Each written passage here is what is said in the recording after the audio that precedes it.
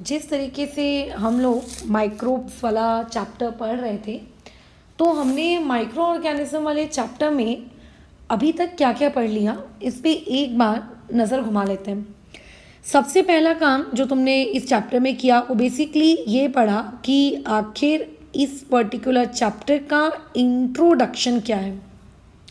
सही कह रही हूँ मैं? दूसरी चीज़ जो तुमने इसमें पढ़ी वो क्या पढ़ी बताओ? वो आपने ये पढ़ा कि इस पर्टिकुलर चैप्टर में जो हम माइक्रो ऑर्गेनिजम्स की बात कर रहे हैं उसमें कौन से माइक्रो ऑर्गेनिज्म आपके लिए क्या है, बेनिफिशियल है और किस तरीके से हैं अलग अलग फील्ड्स में। तीसरा हमने ये पढ़ा कि नाइट्रोजन साइकिल क्या होती है ना, ये टॉपिक हम लोगों ने पढ़ा था। और जो हमारी लास्ट क्लास हुई थी उस लास्ट क्लास में हम लोगों ने फूड प्रिजर्वेशन वाला ये टॉपिक पढ़ा था। और जब हमने ये फूड प्रिजर्वेशन वाला टॉपिक पढ़े थे तब हमको ये पता चल गया था कि हमेशा माइक्रोब्स आपके लिए यूज़फुल होंगे ऐसा नहीं होता है। ठीक है, microbes can be harmful also, वो हार्मफुल हो सकते हैं यार, हमेशा यूज़फुल होंगे ऐसा नहीं होता।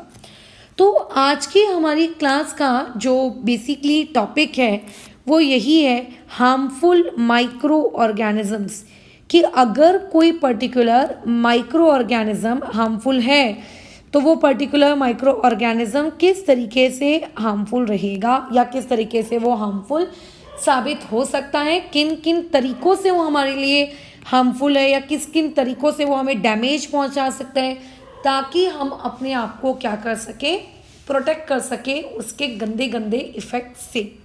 ठीक है, तो देखो बेसिकली जब भी कोई माइक्रो ऑर्गेनिज्म आपके लिए हार्मफुल हो, ठीक है, अगर कोई भी माइक्रो ऑर्गेनिज्म आपके लिए क्या हो, हार्मफुल हो, और उसके अलावा अगर वो डिसीज़ कॉज कर दे, अगर वो क्या कॉज कर दे, डिसीज़ कॉज कर दे, तो ऐसे हार्मफुल माइक्रो ऑर्गेनिजम्स जिनकी वजह से डिसीज़ हो जाती है, ऐसे माइक्रो ऑर्गेनिजम्स को एक स्पेसिफिक नाम दिया जाता है और वो नाम होता है पैथोजेंस। ठीक है, ये नाम क्या होता है, पैथोजेंस। यानी कि आपको पता होना चाहिए कि किस चीज़ को पैथोजेंस कहते हैं। पैथोजेंस का मतलब होता है वो माइक्रो ऑर्गेनिजम्स जो कैपेबल हैं हम लोगों को बीमार करने के लिए, उनकी वजह से हम बीमार हो सकते हैं। That harmful disease causing micro organisms are known as pathogens. अब देखो कोई भी इंसान या कोई भी जानवर जानबूझ के तो पैथोजेंस को या फिर हार्मफुल माइक्रो ऑर्गेनिजम्स को कंज्यूम थोड़ी ना करेगा। जैसे मान के चलते हैं तुम्हें बुखार आ रहा है, अब तुम जानबूझ के तो तुम्हें बुखार तुम अपने आप को लेकर आओगे नहीं भाई, क्या होगा, बुखार अगर आ रहा है तो ज़रूर कुछ ना कुछ क्या रहा होगा, आपके इसमें गड़बड़ी हुई होगी, आपके खाने में, पीने में, रहने में, है ना, जिसकी वजह से वो पैथोजन आपकी बॉडी में एंट्री ले चुका है और आपको बीमार कर रहा है। जानबूझ के तो कोई भी बीमार खुद को नहीं करवाएगा कि चलो थोड़ा सा पैथोजन खा लेते हैं, मज़ा आएगा, देखते हैं बीमार होके कैसा लगता है, ये वाली चीज़ तो कोई नहीं करेगा ना। फिर तो बेसिकली पैथोजेंस जो ये आपको डिसीज़ कॉज करते हैं, जो ये वर्ड होता है, पहला तो वर्ड हो गया यहाँ पे कौन सा, डिसीज़, और दूसरा वर्ड हो गया यहाँ पे कौन सा, पैथोजेंस। तो ये पैथोजेंस डिसीज़ कॉज करने वाले ये हम लोगों की बॉडी में आखिर जाते कैसे हैं, ठीक है, कि कौन कौन से तरीके हैं जिनकी वाया ये पर्टिकुलर, ठीक है, पैथोजेंस बराबर आप लोगों के बॉडी में घुस जाते हैं। बताओ कौन से हैं वो तरीके, कौन से हैं वो तरीके। तो ऐसे केस में बहुत सारी चीज़ें होती हैं जिन चीज़ों की वजह से एक पैथोजन हमारी बॉडी में जा सकता है।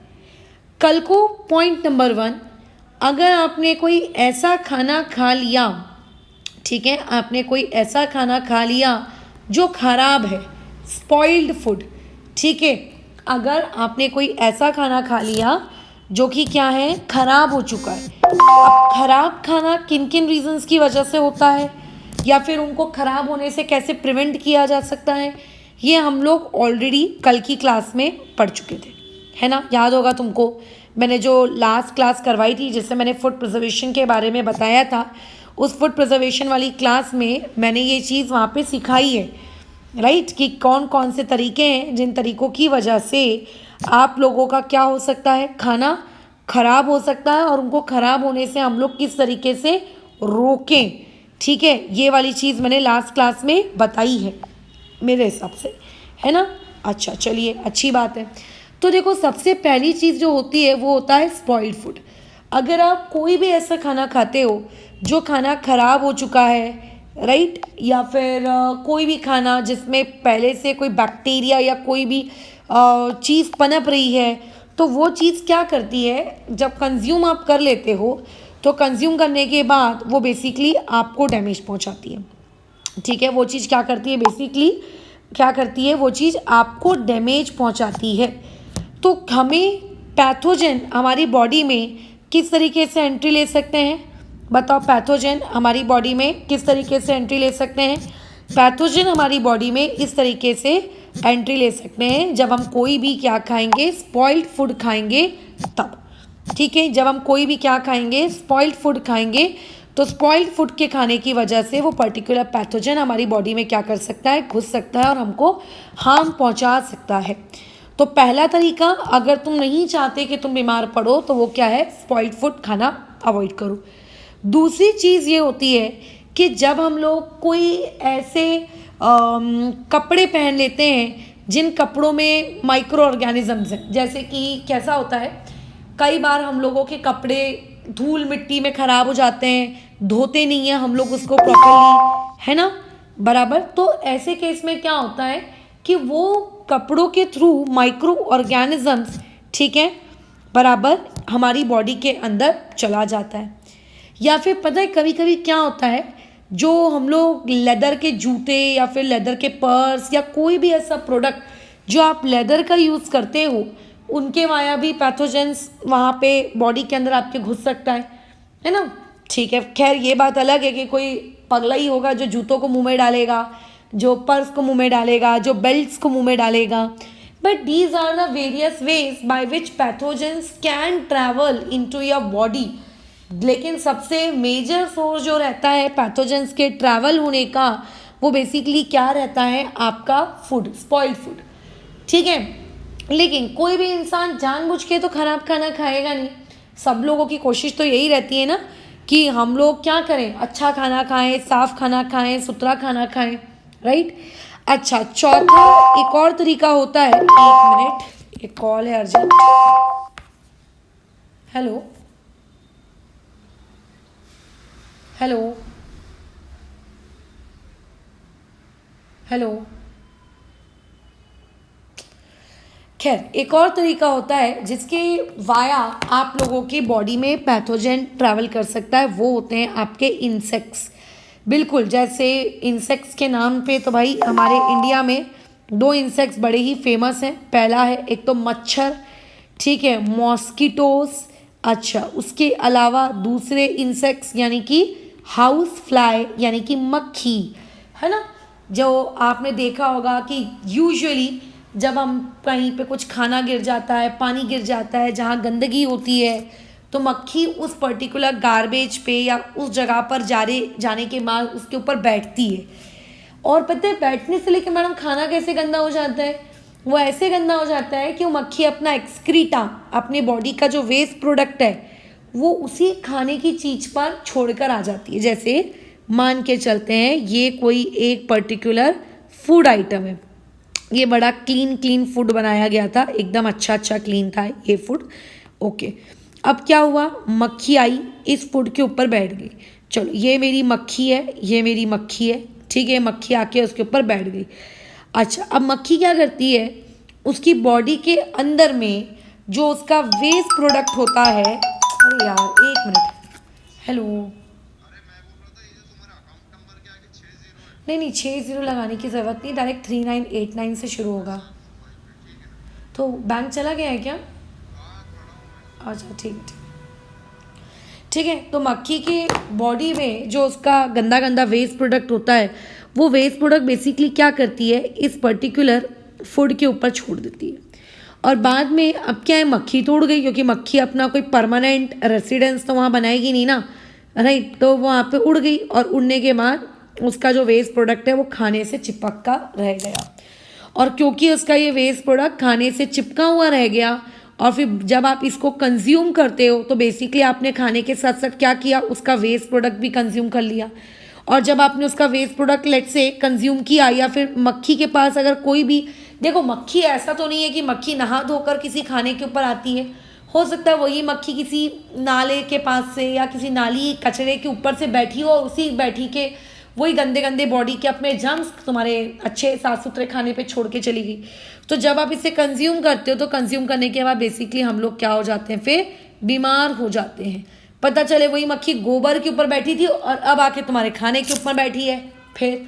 सो therefore these are the also some ways by which pathogens can travel, ठीक है, इन योर बॉडी। तो पैथोजेंस की जो ट्रैवलिंग होती है वो कुछ इस तरीके की होती है, ये अलग अलग वेज है ना। अच्छा, इसीलिए जब भी हम कोई भी खाने की चीज़ बनाते हैं तो उसको क्या करना चाहिए, हमेशा ढक कर रखना चाहिए ताकि मक्खी या किसी भी प्रकार का कोई दूसरा पैथोजन उस फूड मटेरियल के ऊपर अपना तशरीफ ना रख सके, है ना। और उसके ऊपर जब अपने पाँव नहीं रखेगा तो गंदगी हमारे पेट तक नहीं जाएगी, और अगर हमारे पेट तक नहीं जाएगी तो हम बीमार नहीं होंगे। तो ये वो तरीके हैं जिनकी वजह से आपकी बॉडी तक माइक्रो ऑर्गेनिज्म पहुंच सकता है, ठीक है। और कई बार पता है क्या होता है, देखो जैसे कि मान के चलो ये एक लड़का है या लड़की है, जो भी है, ये एक आदमी है, ठीक है। ये बेचारा आदमी मान के चलते हैं बीमार हो गया, ये मान लो मेरा आदमी है, ठीक है। खैर, तो ये अभी फ़िलहाल कैसा है, इन्फेक्टेड है, ये इन्फेक्टेड है, ठीक है, ये बीमार है। अब हुआ कैसा, यहाँ पे दो आदमी लोग बैठे हैं, ठीक है। यहाँ पे भी मान के चलो दो आदमी लोग बैठे हैं। ये बचपन में टेडी बियर बनाने का ये तरीका आई थिंक सभी लोगों ने सीखा होता है, ठीक है। यहाँ पे ये दो लोग बैठे हुए हैं। अच्छा, अब क्या होता है कि कई ऐसी बीमारियाँ होती हैं, अगर किसी एक को हो जाए, जैसे कि मान के चलते मुझे हो जाए और मैं पढ़ा रही हूँ, ठीक है, मैं मान लेते हैं पढ़ा रही हूँ, तो मेरी वजह से ये बीमारी मेरे स्टूडेंट्स में भी फैल सकती है अगर वो मेरे कांटेक्ट में आए तो इन्फेक्टेड पर्सन की डिसीज़, अगर मान लेते हैं किसी भी इन्फेक्टेड पर्सन की जो डिसीज़ है, अगर वो उसके हेल्दी पर्सन की बॉडी के अंदर चली जाएगी, ठीक है, अगर इन्फेक्टेड पर्सन की डिसीज़ क्या हो जाएगी, एक हेल्दी पर्सन की बॉडी में चली जाएगी, यानी कि एक ऐसी बीमारी जो एक पर्सन से दूसरे पर्सन तक क्या करती है, ट्रैवल करती है, तो उस पर्टिकुलर बीमारी को हम लोग कहते हैं कम्युनिकेबल डिसीज़, ठीक है। उस पर्टिकुलर बीमारी को हम लोग क्या कहते हैं, कम्युनिकेबल डिसीज़। ऐसी डिसीज़ जो एक पर्सन से दूसरे इन्फेक्टेड पर्सन से हेल्दी पर्सन में जो ट्रांसफ़र हो जाती है। मैडम कैसे होती है ट्रांसफ़र, अब देखो ट्रांसफ़र होने के अलग अलग तरीके हैं, है ना। हो सकता है आपने उस इन्फेक्टेड पर्सन ने जो खांसी ली हो तो उसके खांसी के जो वायरस या बैक्टीरिया या जो भी जर्म्स हैं वो हवा में है, एयर में, और उसी सेम एयर को आपने इनहेल कर लिया तो बेसिकली आपकी बॉडी के अंदर भी चला गया। तो एयर एक तरीका हो सकता है ना। अच्छा, क्या फिर हो सकता है कि कोई पानी के थ्रू चला गया हो सकता है फूड के थ्रू चला गया हो, या हो सकता है फिज़िकल कांटेक्ट के थ्रू चला गया हो। फिज़िकल कांटेक्ट का मतलब ये टच करना नहीं होता है, आप लोग 10th क्लास में सीखेंगे। फिज़िकल कांटेक्ट मतलब सेक्सुअली वाली चीज़ एक इन्फेक्टेड पर्सन से हेल्दी पर्सन के अंदर चली गई। और ऐसी बहुत सारी बीमारियां होती हैं हमारी डे टू डे लाइफ में, आपने तो इनके नाम भी सुने होंगे। जैसे एक होता है चिकन पॉक्स, जिसे अपन इंडिया में कहते हैं अरे देखो देखो इसको देवी आ गई, माता आ गई, ऐसे ही लोग बोलते हैं यूजुअली। तो चिकन पॉक्स का जो इन्फेक्टेड पर्सन होता है उसको बाकी पर्सन से अलग रखा जाता है। अगर आप उसको अदर पर्सन से अलग नहीं रखेंगे तो उसकी जो चिकन पॉक्स से जो वो सफ़र कर रहा है उसका चिकन पॉक्स आपको भी हो जाएगा, ठीक है। चिकन पॉक्स के अलावा एक और बीमारी होती है जिसका पूरा नाम है ट्यूबरक्लोसिस। आपने टीवी में अमिताभ बच्चन को इसका ऐड करते हुए देखा होगा, ठीक है, टीबी कहते हैं इसको। तो ये जो बीमारी है ट्यूबरक्लोसिस टीबी, इसमें एक इंसान खांसता रहता है, खौ खौ खौ, तो उसके जो वायरस या जो भी उसके जर्म्स हैं वो हवा में आ जाते हैं और अल्टीमेटली हवा में आने के बाद वो फिर तुम तक भी पहुंच जाते हैं। फिर उसके अलावा होता है सर्दी जुकाम, नॉर्मल जो मौसम के बदलने की वजह से होता है। तो अगर मान लेते हैं मेरे को सर्दी है तो मेरी वजह से तुमको हो जाएगी, कॉलेरा ये वाली बीमारी। तो कुछ बीमारियां ऐसी होती हैं जो एक इन्फेक्टेड पर्सन से क्या हो जाता है, हेल्दी पर्सन में चली जाती है। क्योंकि जब भी एक इन्फेक्टेड पर्सन छींकता है, खांसता है, तो उसके मुंह से या उसके नाक से जो भी जर्म्स निकलते हैं वो हवा में या नियर बाय ऑब्जेक्ट्स में फैल जाते हैं। और जब दूसरा हेल्दी पर्सन उसी एयर के कांटेक्ट में आता है तो वही वायरस उस हेल्दी पर्सन की बॉडी में जा सकता है ब्रीथिंग के थ्रू और वो भी बीमार पड़ सकता है। इसीलिए कोविड में कहते हैं मास्क लगाना नाक और मुंह में बहुत ज़रूरी है, ठीक है। क्योंकि अगर मान लेते हैं आपके आजू बाजू कोई एक ऐसा पर्सन है जो कोविड से संक्रमित है, तो अगर उसके मुंह से या उसके नाक से अगर कोई वायरस के ट्रेसेस लेट से अगर निकल के हवा में स्प्रेड भी हो रहे होंगे और अगर आपने मास्क लगाया होगा तो वो डायरेक्टली आपकी नाक के अंदर या डायरेक्टली आप लोगों के मुंह के अंदर नहीं जाएगा। इसीलिए कोविड में डिस्टेंस मेंटेन करना और मास्क और आपका प्रॉपर तरीके से वेयर करना ये बहुत ही ज़रूरी है। क्योंकि देखो अभी सेकेंड वेव ख़त्म हो गई है तो कई लोगों को अभी मस्ती चढ़ी है। अगर तुम मार्केट में निकलोगे तो तुम्हें दिखेगा बिना मास्क के घूम रहे हैं, एक दूसरे के घरों में जाके कुछ पार्टीज अटेंड कर रहे हैं। ये सारा काम खैर एक इंसान ने नहीं करना चाहिए, बट अपन क्या कर सकते हैं, अगर कर भी रहे हो तो मास्क वगैरह कम से कम प्रॉपर करो। उन्हें लगता है कि नहीं हम तो घर ही के लोग हैं, हम में आपस में क्या होगा, ऐसा नहीं होता है। क्यों, तुम घर के लोग आपस में हो तो क्या कोरोना तुम्हें बख्श देगा, अरे छोड़ यार ये तो एक ही फैमिली के, चल किसी दूसरी फैमिली वाले को पकड़ता हूँ मैं, ऐसा होने वाला है क्या, ऐसा नहीं होने वाला है, ठीक है। इसलिए ऑलवेज वियर मास्क, ठीक है, स्पेशली इन कोविड। पहले क्या होता था, आपको स्कूलों में बचपन में सिखाया जाता होगा, छींकते वक्त खांसते वक्त क्या इस्तेमाल करिए, रुमाल का इस्तेमाल करिए, सिखाते होंगे स्कूल में, है ना, बताते होंगे पेरेंट्स। वो इसीलिए बताते हैं क्योंकि जब भी हम खांसते हैं या जब भी हम छींकते हैं तो हमारे जो वायरस होते हैं हमारी बॉडी के अंदर, जो भी इन्फेक्टेड जर्म है वो हवा में फैल जाता है और उस हवा को अगर कोई दूसरा हेल्दी पर्सन कंज्यूम करेगा तो उसको भी इन्फेक्शन हो सकता है, ठीक है। तो इसीलिए whenever you sneeze, whenever you cough, you should always, ठीक है, you must use what, handkerchief, रुमाल का आप हमेशा क्या करिए, इस्तेमाल करिए। लेकिन ज़रूरी नहीं होता है कि सिर्फ छींकने से, सिर्फ खांसने से एक इंसान बीमार हो सकता है। कई बार मैंने क्या बताया कि ये जो जो मक्खी होती है, घर वाली घरगुती मक्खी, और जो ये मच्छर होता है, ये मक्खी और ये मच्छर भी बीमारी फैला सकते हैं। कैसे फैलाते हैं ये मैंने आपको बताया कि एक मक्खी हो सकता है किसी गार्बेज पे जाके बैठी हो, फिर वही सेम मक्खी आपके फूड पे आके बैठ गई, तो इनडायरेक्टली जब वो मक्खी गार्बेज पे बैठी थी तो गार्बेज पे बैठे होने से उस वक्त जो भी जर्म्स उसकी बॉडी से चिपके वो अब कहाँ आ गए होंगे, वो आपके फूड में आ गए होंगे, है ना। आपका फूड कंटामिनेट हो गया, खराब हो गया। अगर आप उस फूड को खाएंगे तो आप बीमार पड़ जाएंगे। सिमिलरली जो मच्छर होते हैं, डेंगू मलेरिया वाले मच्छर, है ना, ये मच्छर भी क्या करते हैं, बीमारियां फैलाते हैं। तो कोई भी इंसेक्ट जो बीमारी फैला सकता है उसको बेसिकली कहा जाता है carriers. Please keep in mind, paper में 1 मार्क के लिए क्वेश्चन आ सकता है कि what do you mean by the term carriers. Carriers का मतलब क्या है, कैरियर मतलब कोई भी इंसेक्ट या कोई भी एनिमल जिसकी वजह से बीमारी फैल सकती है is basically known as what, carriers, ठीक है, is known as what, carriers.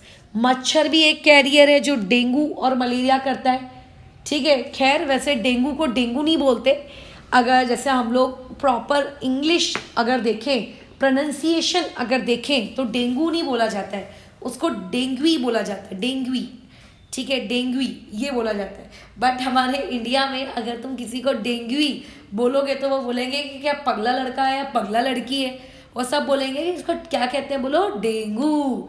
जैसी कई लोगों की आदत होती है ये बोलने की, क्या, प्रोनाउंसिएशन, प्रोनाउन नहीं है वो, प्रोनाउंसिएशन होता है, राइट। वैसे ही वो डेंगू नहीं है, वो डेंगुई है, राइट। तो ऐसे बहुत सारे छोटे छोटे वर्ड्स होते हैं जिनको हम अपने डे टू डे लाइफ में यूज़ करते हैं बट विथ इनकरेक्ट प्रोनाउंसिएशन, ठीक है। तो उसमें ही वन ऑफ द आपका ये क्या है बताओ, डेंगू है, जिसको बोलना कुछ और चाहिए बराबर, लेकिन बोलते हैं हम लोग कुछ अलग है। वैसे ही हम लोग क्या बोलते हैं, अस्थमा, है ना, डॉक्टर्स भी यूजुअली बोलते हैं अस्थमा, बट उसको अस्थमा नहीं कहते, उसको बोलते हैं एस्थमा, एस्थमा, ये उसका करेक्ट प्रोनाउंसिएशन है। तो वैसे ही मॉस्किटो और हाउस फ्लाइज, ये एनिमल या कोई भी इंसेक्ट जो बीमारी फैलाता है उसको बेसिकली हम लोग क्या कहते हैं, कैरियर। अब अगर मैं मॉस्किटोज़ की बात करूं तो देखो सुनने में कितना अजीब लगता है, वैसे उसमें अजीब लगने वाली कोई बात खैर है नहीं। दो बीमारियां मच्छरों की वजह से बहुत ज़्यादा फेमस है। एक बीमारी को हम लोग पहले से सुनते आते थे, मैं तो खैर बचपन से सुनते आ रही थी, मेरे को तो 2-4 बार हुआ भी था, मलेरिया, है ना। और दूसरा ये अभी अभी कुछ सालों पहले ये नई नवेली बीमारी मार्केट में आई है, इस नई नवेली बीमारी को हम लोग कहते हैं डेंगू। अब ये कैसी चीज़ है कि डेंगू वाले मच्छर सुबह के वक्त काटते, मलेरिया वाले मच्छर रात के वक्त काटते, बट जो भी काटे यार बीमारी दोनों की वजह से होती है। अच्छा, लेकिन एक बहुत इंपॉर्टेंट पॉइंट है जिससे आपको एक एमसीक्यू क्रिएट किया जा सकता है, वो ये कि मलेरिया जिस मच्छर के काटने की वजह से होता है ना, पहली बात तो वो एक फीमेल मच्छर होती है। देखो हर ऑर्गेनिज्म में मेल फीमेल वाला जेंडर आपको देखने को मिलेगा, डॉग में भी देखने को मिलता है male dog female dog, cat में भी देखने को मिलता है। तो मच्छरों में भी जेंडर होते हैं, मेल जेंडर फीमेल जेंडर।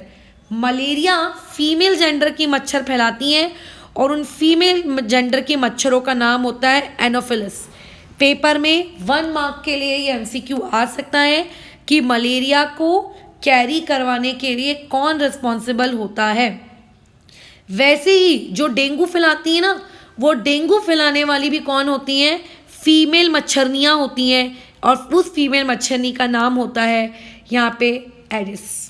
ठीक है, स्पेलिंग थोड़ी अलग है और प्रोनाउंसिएशन इसका अलग है, तो ध्यान रखना, फीमेल हो मलेरिया हो या डेंगू हो, दोनों बीमारी को फैलाने का काम कौन करती हैं, फीमेल। आपको ये याद होना चाहिए कि एनाफिलिस किस में आ रहा है और एडिस किस में आ रहा है। 1 मार्क का आपको क्वेश्चन यहाँ से साफ साफ पूछा जा सकता है, ध्यान रखेंगे। 1 मार्क का क्वेश्चन यहाँ से साफ साफ पूछा जा सकता है। अब होता क्या है कि मैडम कितना अच्छा हो कि इन लोगों को हम डिस्ट्रॉय कर दें, है ना, कितना अच्छा हो इनको आप क्या कर दो, डिस्ट्रॉय कर दो, क्योंकि अगर आप इनको डिस्ट्रॉय कर दोगे तो बीमारी नहीं होगी, हम बीमार नहीं होंगे, मैंने कर देते हैं। तो देखो मच्छर जो होते हैं ना, देखो जब भी रेनी सीजन आता है गवर्नमेंट यूजुअली अनाउंसमेंट करती है कि किसी भी जगह पर आप स्टेगनेंट वाटर पड़े मत रहने दीजिए, पानी को आप जमा मत होने दीजिए, अगर कहीं पानी जमा हो भी रहा है तो उसके ऊपर तेल डालें, ऑयल डालें, राइट, ये सब बताती है।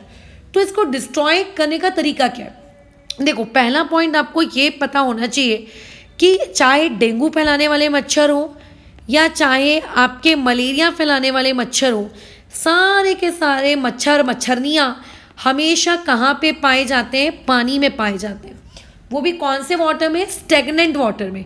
स्टेगनेंट वाटर का मतलब जो पानी एक जगह जमा है, जो पानी हिल नहीं रहा है ना, उस पर्टिकुलर जगह में आपके मॉस्किटोज क्या हो जाते हैं, जमा हो जाते हैं स्टेगनेंट वाटर में। जैसे मान लेते हैं कई लोग कूलर यूज़ करते हैं, कूलर का जो टब होता है उसमें पानी कलेक्टेड रहता है ना, गमलों में कई बार पानी जमा हो जाता है, या कोई भी ऐसी जगह, तो वहाँ पे ये मच्छर पनपते हैं। तो आप क्या करो, अगर आप चाहते हो कि आपको इन मच्छरों से प्रिवेंशन हो, मतलब आप बच जाओ किसी तरीके से इन मच्छरों से, तो बचने का एक ही तरीका होता है, आप do not allow water to collect. किसी भी जगह पर आप वाटर को कलेक्ट होने मत दीजिए। जहाँ पे आपने पानी को कलेक्ट होने दे दिया, आप ध्यान रखिए वहाँ पर आप लोगों का मच्छर पनपना शुरू हो जाएंगे। वो वहीं पे अंडे देते हैं और वहीं पे अंडे देने के बाद उनके अंडे फिर बाद में मच्छर बन जाते हैं और उसके बाद वो क्या होते हैं, आप लोगों को फैलने लगते हैं, काटने लगते हैं, फिर बीमारी फैलने लगती है ना। Do not allow water to collect. या अगर मान लेते हैं वाटर इज कलेक्टेड, देखो कई बार कैसा होता है, कई लोकेलिटीज़ में खाली प्लॉट होते हैं, प्लॉट। अब आपके घर के बाजू में खाली प्लॉट है, उसमें गड्ढा है बहुत बड़ा सा जहाँ पानी जमा है, जहाँ यूजुअली मेरे घर के बाजू में ऐसा सीन है। तो ऐसे में ये वाटर इज कलेक्टेड, अब आप गड्ढे को तो नहीं भर सकते because it is quite costly, है ना। अच्छा, तो आप क्या करोगे, तो हमारे घर में क्या करते हैं, उस पानी में क्या डाल देते हैं, वहाँ पे ऑयल डाल देते हैं। ऑयल डाल दो, पेट्रोल डाल दो, कैरोसिन तेल, कोई भी चीज़, ठीक है। Then add oil. तो ऑयल डालने से क्या होता है, या कोई भी लुब्रिकेंट डालने से क्या होता है, वो जो उसके मच्छर के जो अंडे होते हैं ना, वो मच्छर के अंडे बेसिकली मर जाते हैं, वो फिर आगे ब्रीड नहीं हो पाते। तो इससे आप लोगों की मच्छर की जो पैदाइश है वो कुछ दिनों के लिए स्टॉप हो जाती है।